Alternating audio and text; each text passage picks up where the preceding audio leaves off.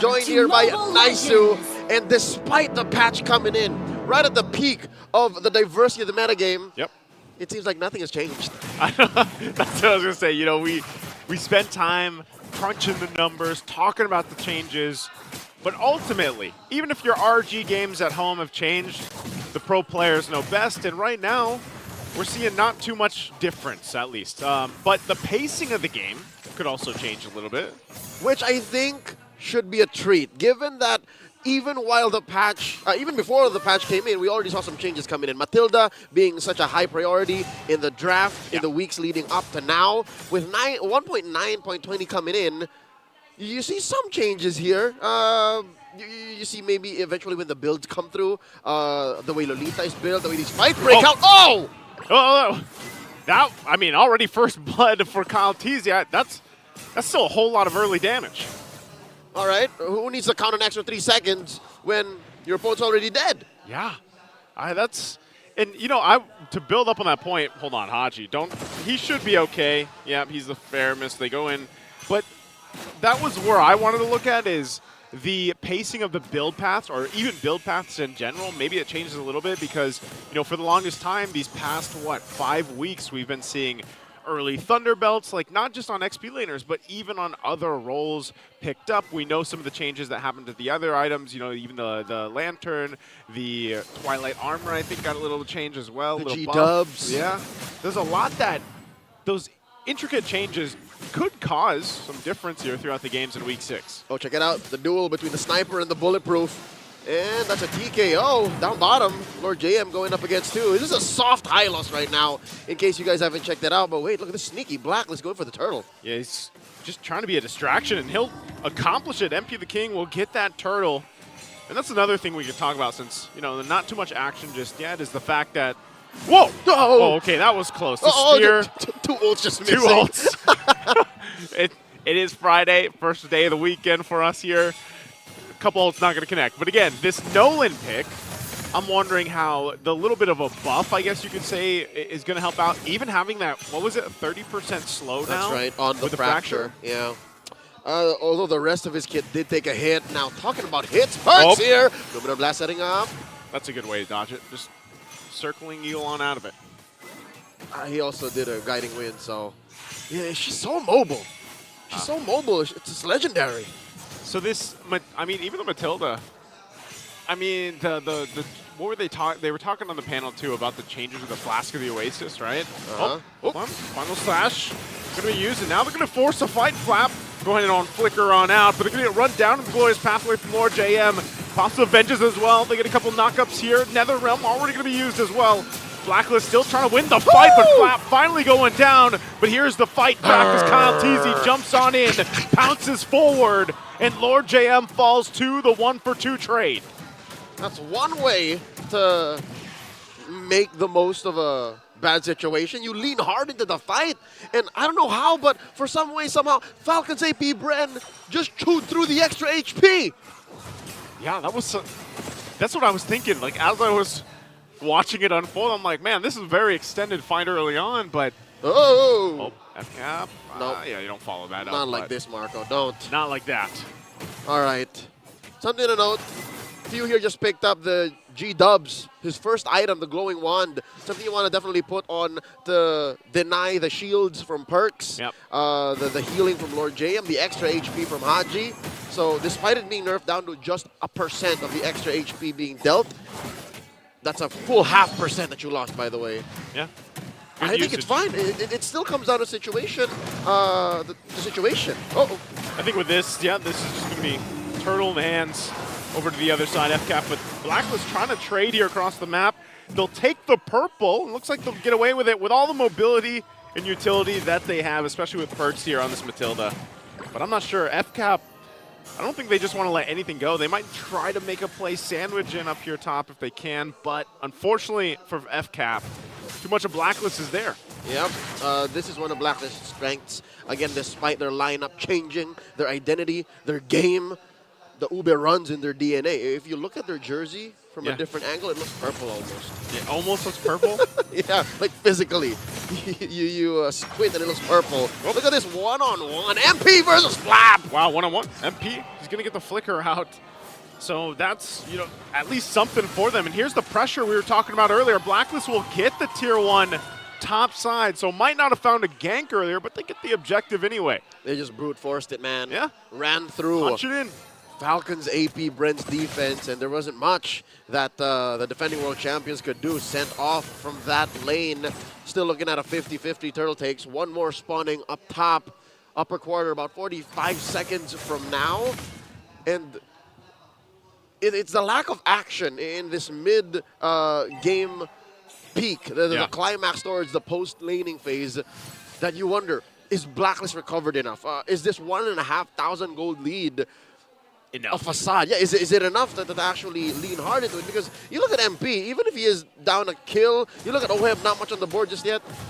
With the help of Haji, with the help of that Faramis, and a really good glorious pathway, they can get away with a lot. Look at this. Oh, no.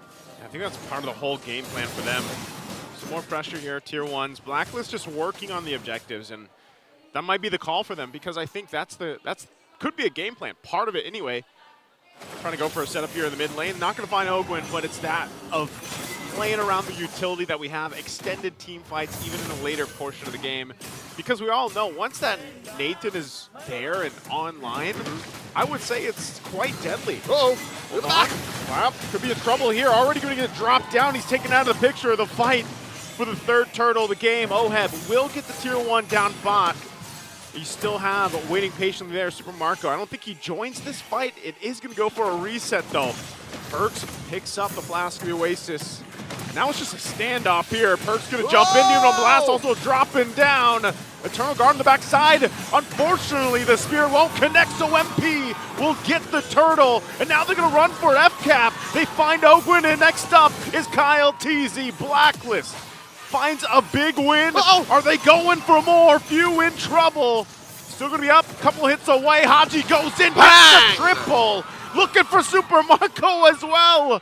F-Cap loses the fight decisively. Or JM gets a flap TZ on him as he backs off. You know, Joseph, sometimes I hate it when I'm right. Blacklist was just waiting for that rubber band moment wherein F-Cap would lean hard into a fight where they think they can with 1,000, 1,500. They think they can, but as soon as Marco missed that SOD, he missed the spear, he had to walk all the way there. As soon as that happened, it was too late. And now, Blacklist is up 3,000. They're up turrets, and now they're up on the map. And not only that, but they've set themselves up perfectly for the Lord in about a minute, right? So F-Cap, they've got a minute to kind of scrap what they can, get where they can. But even with this, F-Cap isn't necessarily out of that fight for the first objective. The only problem is overcoming what we just saw, all that utility being thrown at them. Luckily, F-Cap is built to turn these things around. This is the twilight of that engagement. Folks, I think you missed the most important part wherein Kyle fell and Ogwin fell. This is even after Flap fell, so he just respawned at this point. Yep. Blacklist just leaned hard into that. As soon as they started dropping, again, you're talking about that mobility that Blacklist has. They can also use it the other way around, not just defensively while they're on the back foot. They can find targets that, luckily, F-Cap can't clap back from. Their only real long-range engager is Super Marco on the Moscow. That's it. Everyone else needs one good dash. Yeah. That's why Few has a flicker, not a purify. Yeah. And that's the problem of trying to fight those fights that, you know, like you said, it's a rubber band effect. I mean, even when you have this engage and then you have a disengage, you can easily kind of get your ankles broken, basically, is what happens with their ultimates, whether it's a final slash or whether it's something else, even the new Moon Blast. Mentally and dexterity. Like your fingers are not going to be able to respond fast enough, or your hero's not going to be able to turn quick enough to disengage. That's one of Blacklist's main strengths now as they begin the Lord Shuffle, pulling it in and out, dealing just enough damage to threaten F-Cap from crossing the threshold. There it is. Ult's dropped in. Where's Pathway dropped down? Just sewing it out, and MP the King will get the Lord no problem. So even with a lead here, F-Cap doesn't want to fight. They just take the turret up top. Suave. This is the only thing, honestly, that Falcons AP BREN can do. They have to play the map, because again, in a 5v5 situation, Blacklist is effectively playing with 8 life bars. So where is that point for F-Cap with the lineup that they have and everything we've talked about with Blacklist lineup? Where do they turn that switch on and are able to turn things around here? I'd reckon off of two things. Number one, a solid Final Slash or a solid Numenon Blast. Luckily, again, that's why I believe FALCONS AP BREN can turn this around on a dime, even with 5,000, 6,000 ahead, especially inside the base. And then second is get Marco online. Not just in items, because again, he is built up locked in, on his Trinity, right? He's down about 7,000 and a half, 1,000 and a half, 7,000 to 8 point something. But also, not just items-wise, but fight-wise. Like, put him in a good position, get him with the SOD, and put him where he can actually hunt down MP, OHEB. You know what I mean? Like, those are his only two targets. I think that's always so. Hold on. Retribution going to be used from MP to King. Just trying to juke him out, so he does that fine. Had to use the Fracture. Lord's still top, though. Juke success. Juke success, and right now looking to get these tier 2s. Glorious Pathway dropped down to cut them off from the turret. Holy Shield on the top side going to pop as well. BLACKLIST might look for a little more, at least a couple shields, but right now it's just cleared out from FCAP. Real quick, the point that I was going to say, yeah, Super Marco might have missed some of those Spirit Destructions earlier, but we've seen games change when he lands it. Look at Flap, the damage, hold on! Flap's going to be taken out.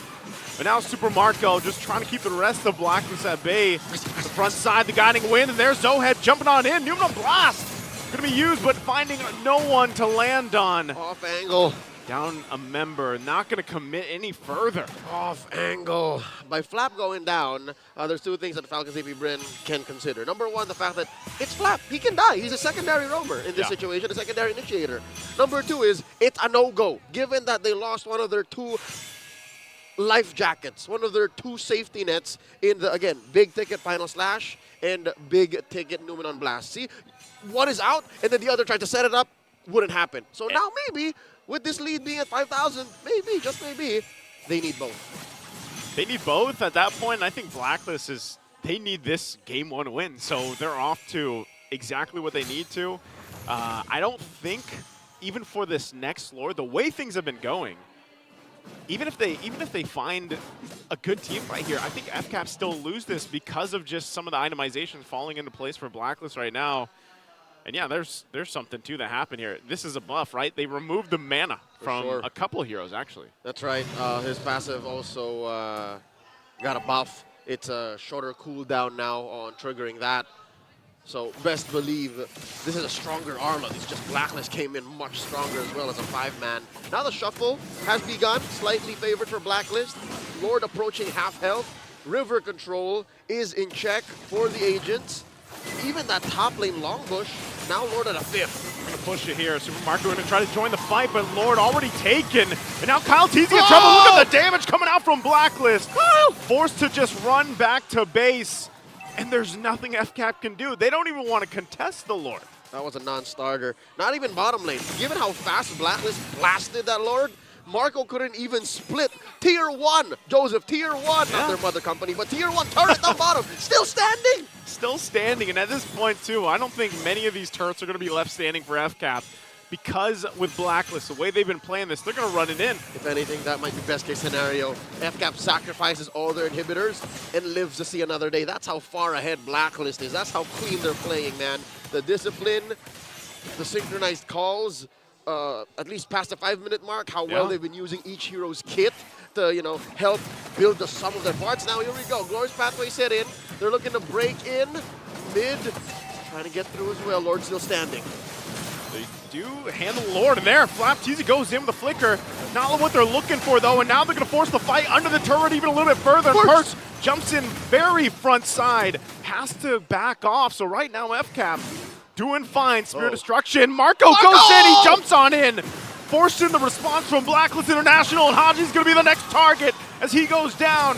But now FCAP on the run, but Haji's already back up with the passive. Glorious Pathway dropped down to the jungle as Ogwin taken out. And now the chase down. Super Marco's going to get the stun on Lord JM. But still, Flap, one hit away. OHEB jumps on in, and the flicker will keep him alive.